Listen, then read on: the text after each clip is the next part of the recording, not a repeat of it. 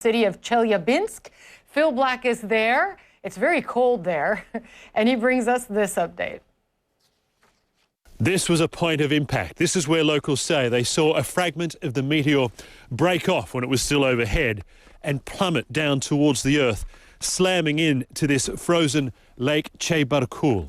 The ice here is really thick. This lake is frozen for about 6 months of the year, but locals say that the impact created a huge explosion of ice and snow high up into the air and a big steam cloud as well. Up on the surface here, scientists have been combing this whole area, and they say that they have found 53 individual pieces of the meteorite.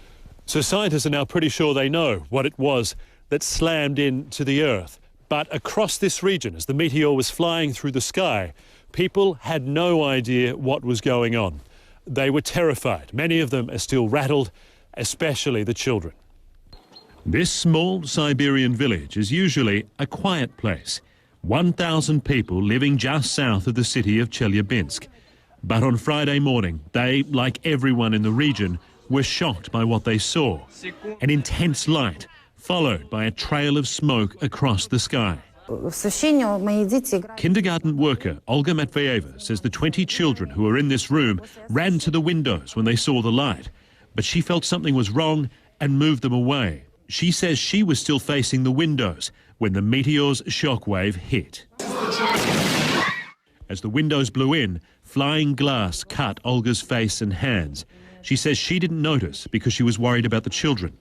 Most were safe but terrified, but one was bleeding heavily. 3-year-old Sasha suffered deep cuts to her head and face. Her mother, Marina Ivanova, ran to the kindergarten after she heard the blast. I was shaking, she says. I grabbed her and started to calm her down. A lot of kids were crying too. Ksenia Zarkina was also in the room that morning. She wasn't hurt physically by the blast, but her mother says she's traumatized. She's been too afraid to stand next to windows, and she keeps asking if the glass is going to break again. Yekaterina Galuza says she understands what the children of this village are feeling. She says the blast was so terrifying, it rekindled her own childhood memories from the Second World War. Most of the visible damage to the buildings and people of this region can be easily repaired, but the meteor's impact on some will take longer to heal. Phil Black, CNN, near Chelyabinsk, Russia.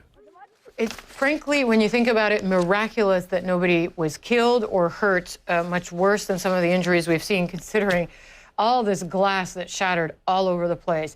You're at the International Desk. When we come back, rebels battle regime fighters for control of airports in northern Syria.